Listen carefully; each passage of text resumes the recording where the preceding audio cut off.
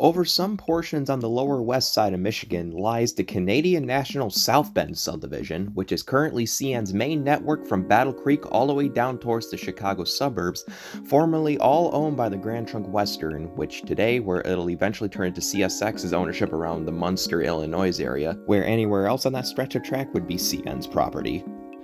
The South Bend sub is also just the west end of the already well-known and active ex-Grand Trunk Western Flint subdivision, which extends from Battle Creek eastward to Port Huron. And going back to the Battle Creek area and its rather large train yard, there is one particular train that has always caught my attention every time I visit this side of the state, CN L521, which is a turn job which originates in Battle Creek and heads southwest to South Bend, Indiana, and then comes back as L520 the very next day.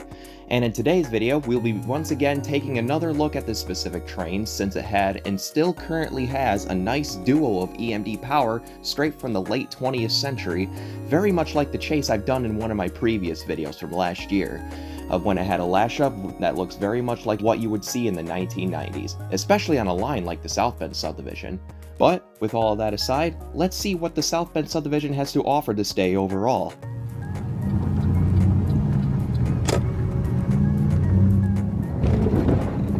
Coming in on the morning of February 1st, 2025, at the Michigan Avenue crossing near downtown Battle Creek just west of the yard, I was scanning for the power of L521 and waiting for it to go on duty. And during my wait, I was also greeted with a couple of other trains, two high-priority intermodal trains, Q116 and Z149, which both also had a good set of older power themselves.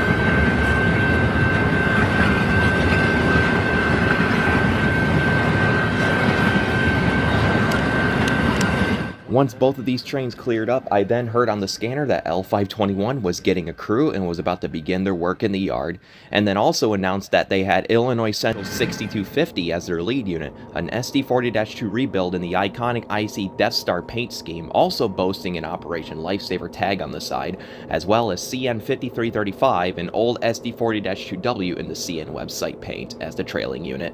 Now, I was pretty happy to hear that the lashup was configured this way, because getting 6250 leading was my main goal for this chase, and since CN was short on power during this time, this was basically my chance to see a lashup like this once again. So the train visibly pulls up out of the yard, as you can see, and then I heard on the scanner that they were waiting for Amtrak 365 to pass, so 521 had a clear path all the way through out of the yard. And Amtrak 365 was Amtrak's westbound Blue Water service out of Port Huron to Chicago, and watch as it quickly diverges from the South Bend sub back onto the Amtrak Michigan line at CP Barron near milepost 175.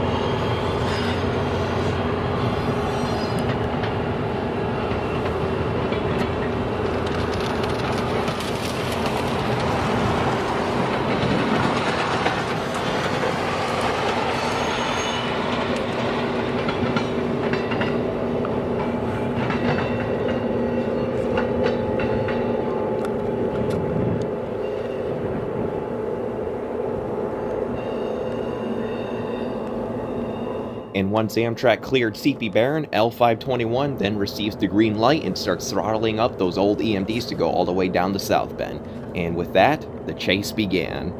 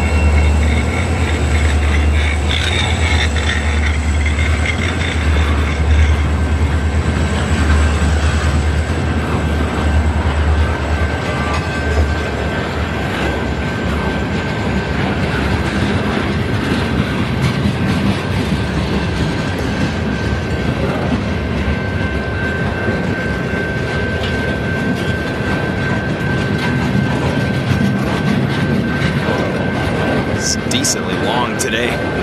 Let's go chase them. Moving forward in the chase, I then chase L521 to the small corporation just southwest from Battle Creek, here in Climax, Michigan at milepost 166.6 on the South Bend sub, and that I then catch L521 racing through the snowy fields, which also has a crossing and a defect detector at this little area. And another thing that was pretty neat about IC 6250 in particular was its horn. The 6250 has a Nathan Newcast P3 horn with a number 3 bell on it instead of a number 4 bell, like what most other typical Nathan P3s have. And the 3 bell substituting the 4 bell on 6250 gives its horn a rather deep and mean tone to it that sounds like something straight out of the IC era. Take a listen.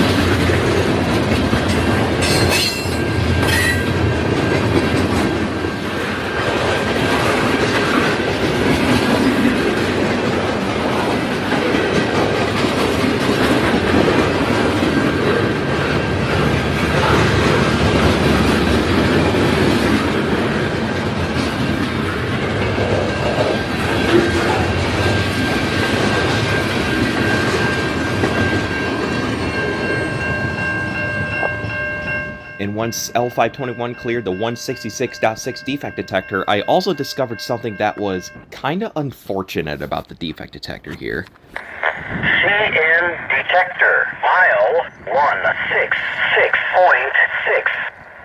Main 2 west found, no defects. Temperature 27 F. Total axles 132. Speed 30. Detector out. Yep, as you can see, the late GTW era SEC Cyberscan defect detector that was once here in Climax was recently replaced with one of those newer Progress Rail ones, which is very unfortunate because I believe the one that used to be here was one of, if not the last remaining Cyberscan detector that was on this line. But, oh well. Moving forward in the chase, I moved towards the outskirts of Schoolcraft, Michigan at milepost 142.6 on the line, which has a remaining L&W G-style automatic signal from the GTW era, still with the incandescent bulbs in it and everything. So, I figured to shoot L521 here just to add more old school things to this chase.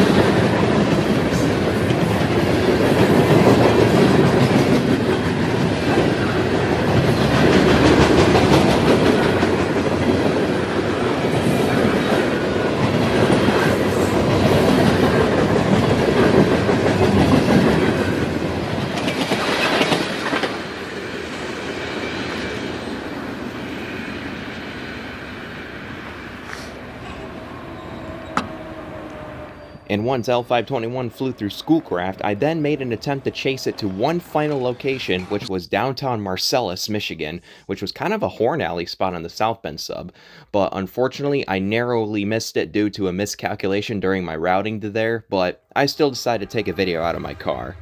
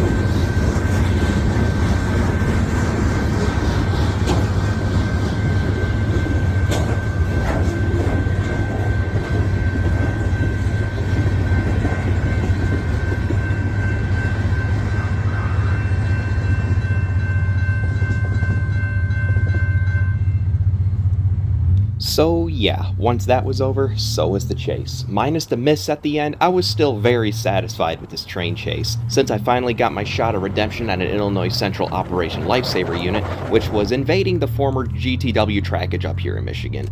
Pretty neat stuff to see if you ask me. So, I guess with all that said, thanks for watching, and I'll see y'all next time.